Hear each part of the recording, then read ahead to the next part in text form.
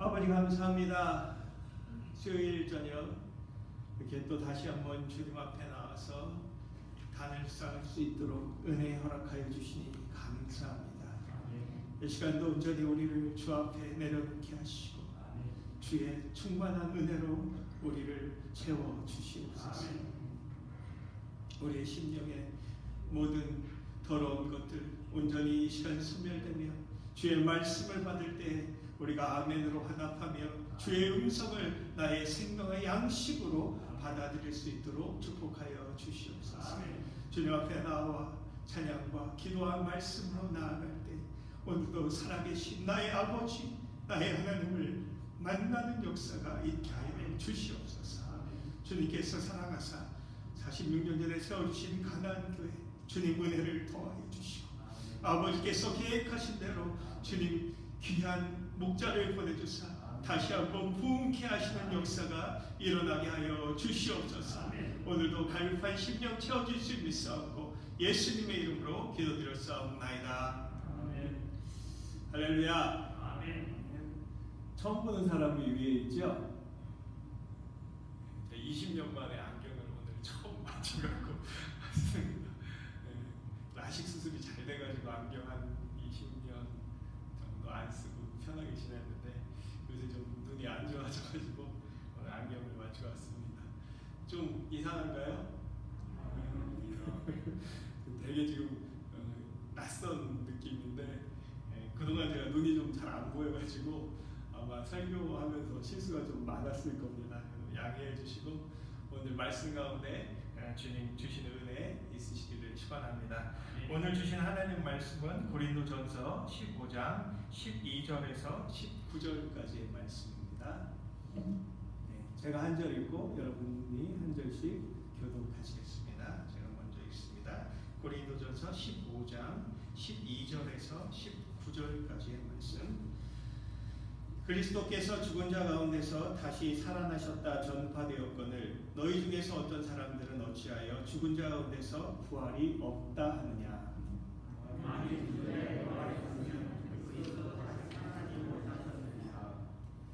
그리스도께서 만일 다시 살아나지 못하셨으면 우리가 전파하는 것도 헛것이요 또 너희 믿음도 헛것이며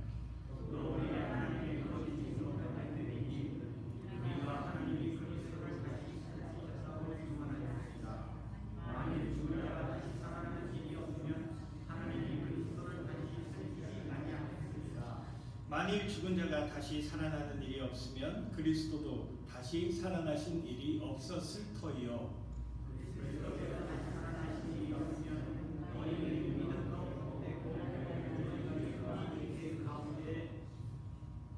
있을 것이요. 또한 그리스도 안에서 잠자는 자도 망하였으리니 같이 있습니다. 만일 그리스도 안에서 우리의 바라는 것이 다만 이 생뿐이면 모든 사람 가운데 우리가 더욱 불쌍한 자리라.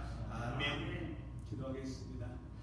주의 말씀 들고 섰습니다. 부족한 종 생각과 입술을 주장하여 주시고 성령께서 우리의 심령 가운데 조명하사 주의 뜻을 깨닫게 하시며 특별히 오늘 부활의 말씀을 증거할 때 주께서 놀라운 진리를 깨닫고 우리의 삶의 방향이 바꾸어지는 역사가 일어나게 하여 주시옵소서. 감사드리며 예수님의 이름으로 기도드렸사옵나이다. 아멘.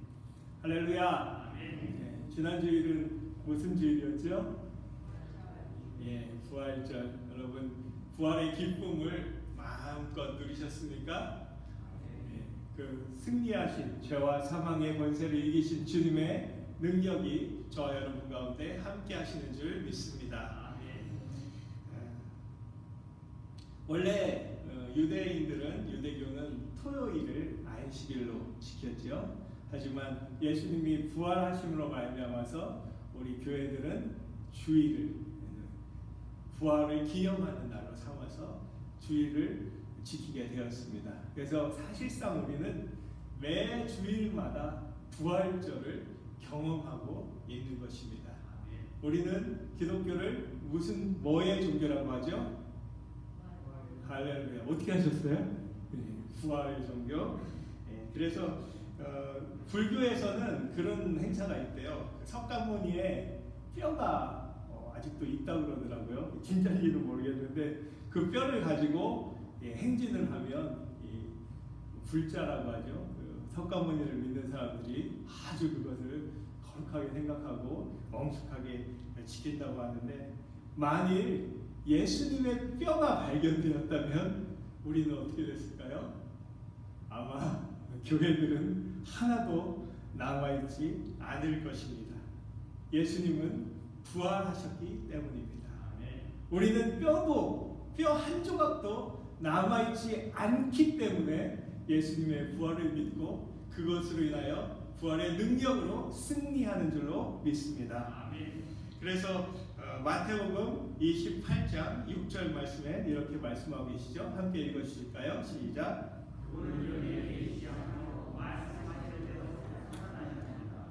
할렐루야. 네, 천사가 말씀하신 것처럼 빈 무덤만이 남은 예수 그리스도, 그분의 부활이 우리의 생명의 능력인 줄로 믿습니다. 성경에서는 부활에 대해서 헬라어 원어가 사용되고 있는데요. 아나스타시스라는 단어가 있고요. 또 동사형으로 아니스테미라는 단어를 쓰기도 합니다. 이 아나라는 말은 아나바프티스트 제침대파 그 교단을 얘기할 때도 이야기하는데 다시라는 뜻이고요.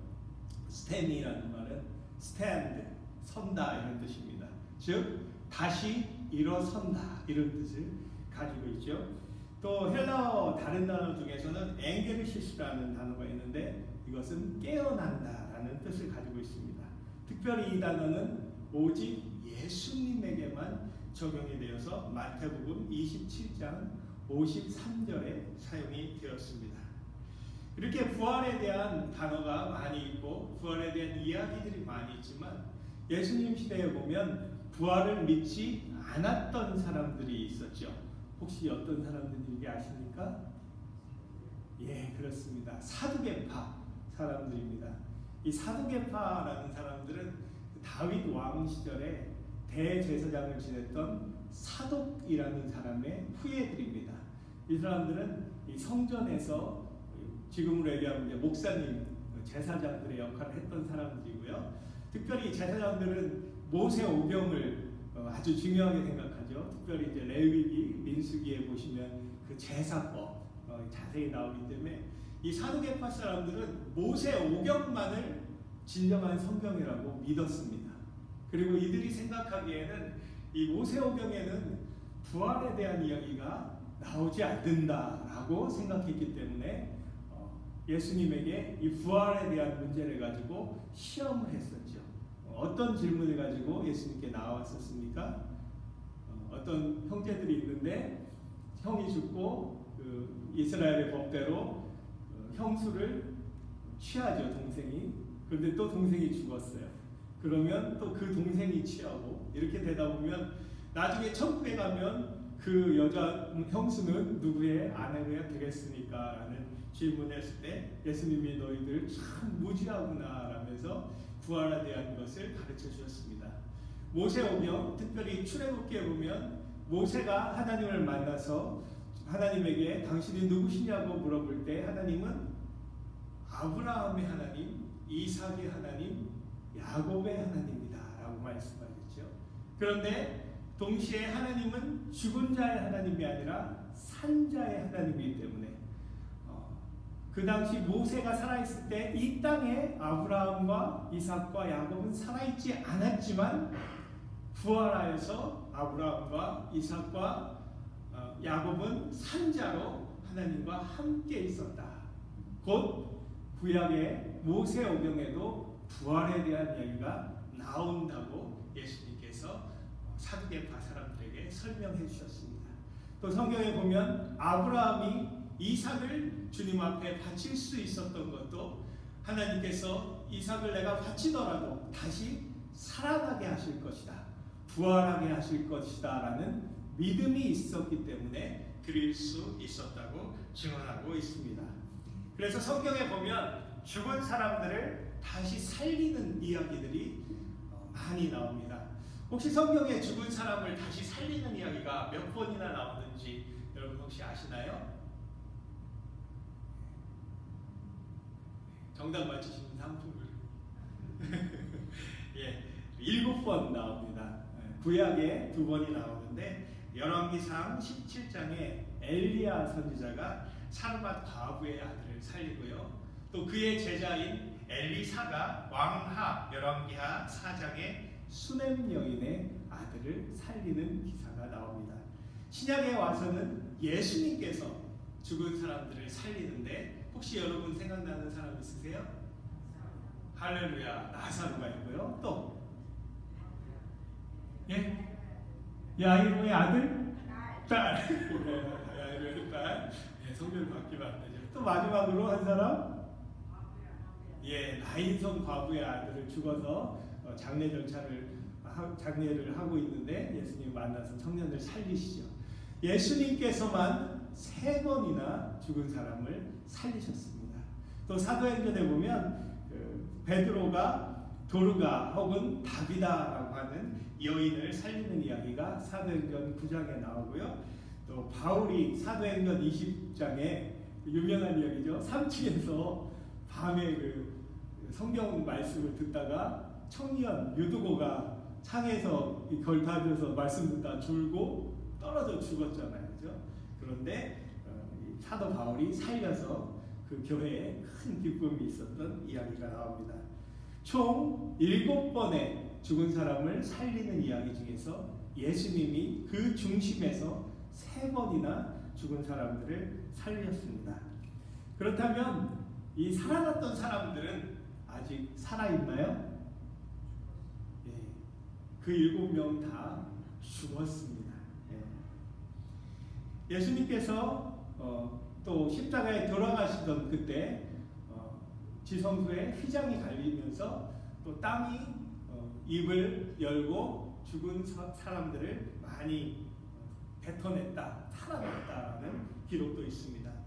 하지만 이 사람들도 다 다시 죽었습니다. 그래서 이런 사람들을 살렸던 기사는 우리가 부활이라기보다는 다시 살림, 재생이라는 단어로 표현할 수가 있겠습니다. 가끔 세상의 신화나 소설, 영화 보면 영원히 사는 사람들에 대한 이야기도 나오는데 그것도 역시 부활이나 우리 성경에서 이야기하는 영생과는 큰 차이가 있습니다. 진짜 부활은 누가 제일 처음이실까요? 할렐루야. 예수님이 부활의 첫 열매라고 성경은 기록하고 있습니다. 우리 고린도전서 15장 23절 함께 읽으시겠습니다. 시작.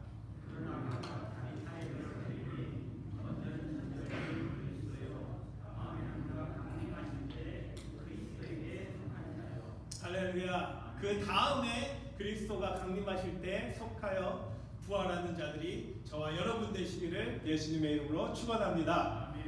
예수님께서 말씀하시기를 요한복음 11장 25절에 예수께서 이르시되 나는 부활이요 생명이니 나를 믿는 자는 죽어도 살겠고 무릇 살아서 나를 믿는 자는 영원히 죽지 아니하리라.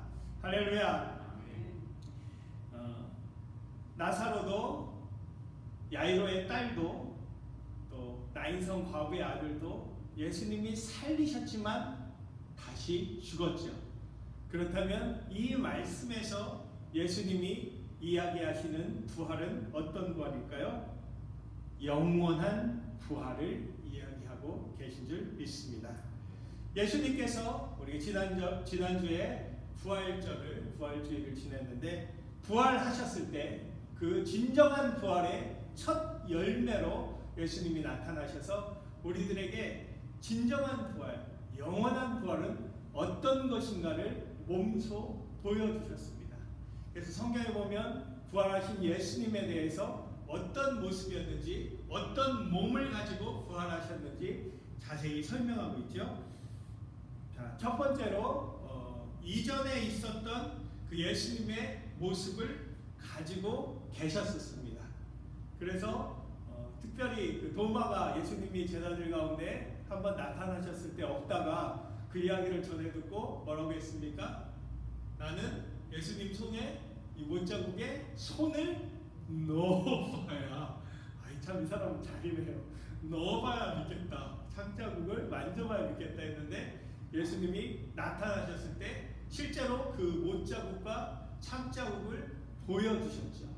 예수님이 이전의 모습을 이 도마에게 보여주셨던 것을 알 수가 있습니다. 또 역시 예수님께서 디베랴 호숫가로 다시 고기 잡으러 갔던 베드로, 야고보, 요한에게 나타나셔서 조반을 먹이시면서 함께 식사를 하셨죠. 그래서 부활하신 예수님의 몸을 가지고 식사를 할 수 있었다라는 것을 우리가 알 수가 있고요. 그런 반면에 시간과 공간의 제약을 받지 않는 초월적인 몸을 가지신 것도 확인할 수가 있습니다. 제자들이 예수님의 부활 소식을 들었지만 로마의 군인들이 무서워서 또 예수님의 대적들 때문에 두려워서 문을 꼭꼭 잠그고 숨어 있을 때 예수님이 문이 닫혀 있는데도 불구하고 그 안에 나타나셔서 평안을 빌어주셨습니다.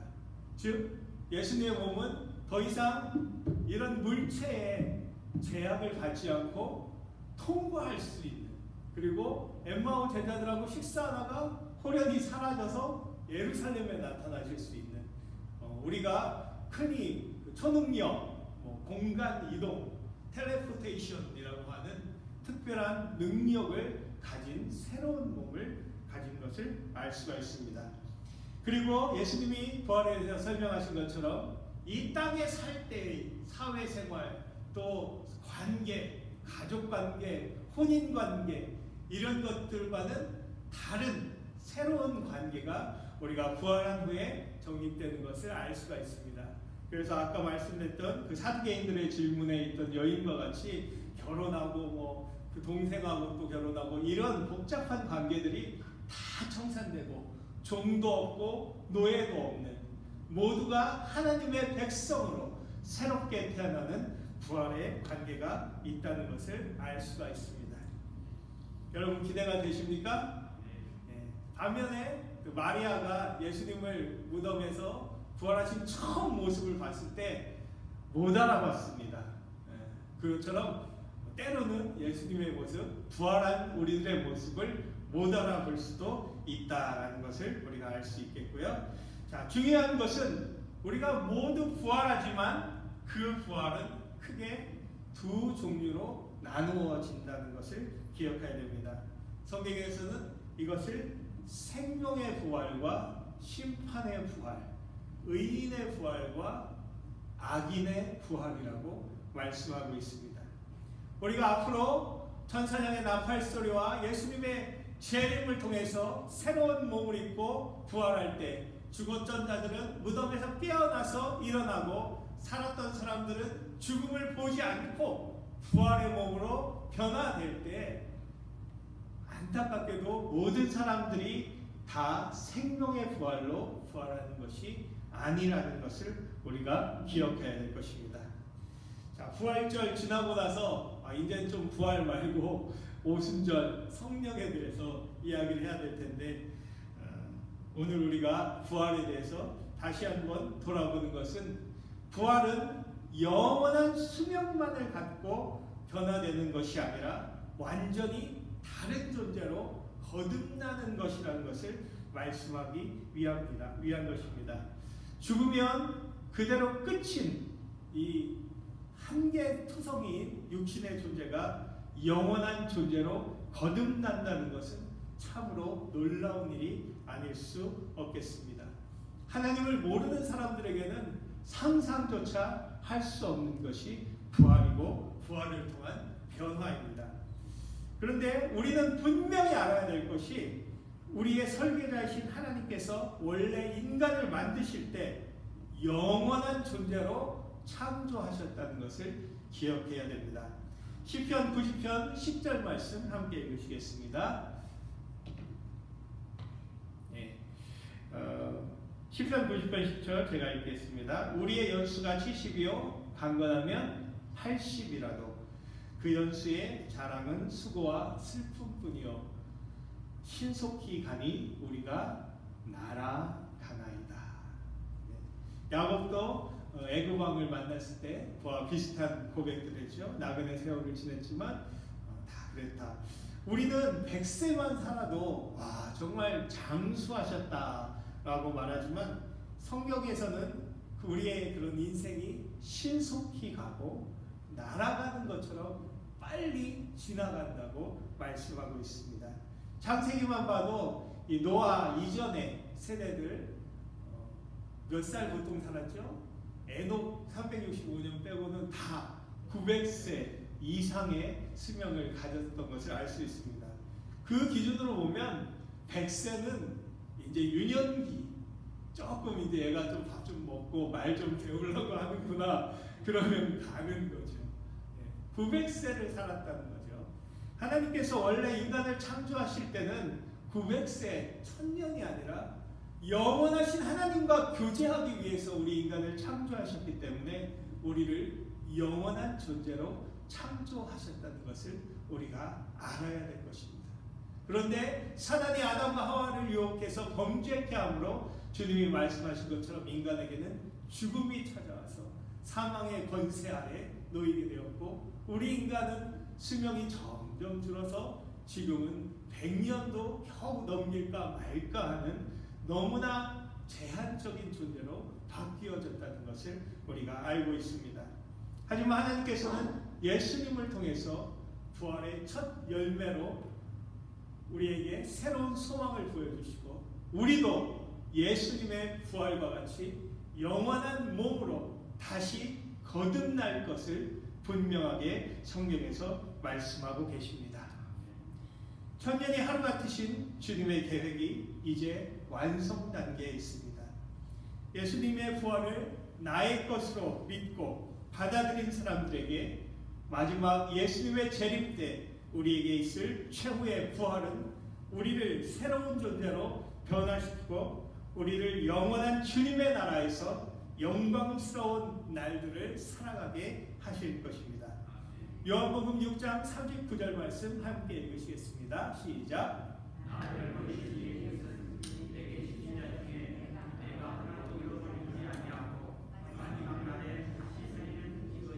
아멘. 44절 한 절 더 읽습니다.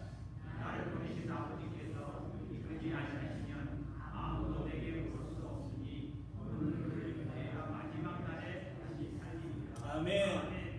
예수님이 왜 오셨다고 그러셨어요?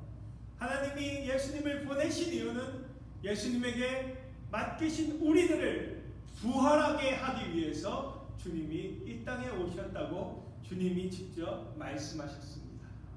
우리 예수님 믿고 이 땅에서 회개하고 제사함 받고 구원받고 좋은 일입니다. 하지만 그것이 다가 아니고 우리는 주님이 말씀하신 것처럼 영원히 썩지 않을 질병도 없고 눈물도 슬픔도 이 세상의 모든 더럽고 악한 것들이 없는 영원한 존재로 새롭게 거듭나는 부활로 우리가 최고의 소망을 삼아야 할 줄 믿습니다. 그런데 분명히 말씀드린 것처럼 두 가지 부활이 있습니다. 첫 번째 부활은 지금껏 말씀드린 영광의 부활, 의인의 부활, 생명의 부활인데, 두 번째 부활은 심판의 부활입니다. 주님을 믿지 않고 예수 그리스도를 나의 주 나의 하나님으로 받아들이지 않는 사람들에게는 백보자 심판이 있고, 그들에게는 지은 죄에 따라서 사단과 그의 종들 위에 예비된 영원한 지옥불로 떨어지는 부활이 있는 것입니다. 죽지는 않습니다. 하지만 영원한 고통과 번민 가운데서 끝없는 세월을 보내야 하는 너무나 몸서리치도록 싫은 죽음의 부활이 기다리고 있는 것입니다. 우리는 죽으면 끝이라고 하지만 절대 그렇지 않습니다. 성경은 죽은 후에 모든 사람들에게 심판이 있을 것이라고 말씀하고 계시고, 그 심판의 결과에 따라서 주님을 믿지 않는 자들은 영원한 지옥에 처하게 되는 것입니다. 사랑하는 여러분, 여기 계신 그 누구도 그 두 번째 부활에 속하시지 않기를 바랍니다. 여러분이 사랑하시는 가족과 형제, 자녀, 그 누구도 그 무서운 심판의 부활에 속하지 않으시기를 바랍니다. 주님께서 오실 날이 날로 가까워지고 하나님의 부활 계획이 성취될 날이 얼마 남지 않았습니다. 고린도전서 15장 51절 52절 함께 읽으시겠습니다. 시작. 보라, 내가 너희에게 비밀을 말하노니 우리가 다 잠잘 것이 아니요 마지막 나팔의 순식간에 호련히 다 변화하리니 나팔 소리가 나매 죽은 자들이 썩지 아니할 것으로 다시 살고 우리도 변화하리라. 할렐루야. 그 부활에 참여하시기 원하십니까? 네.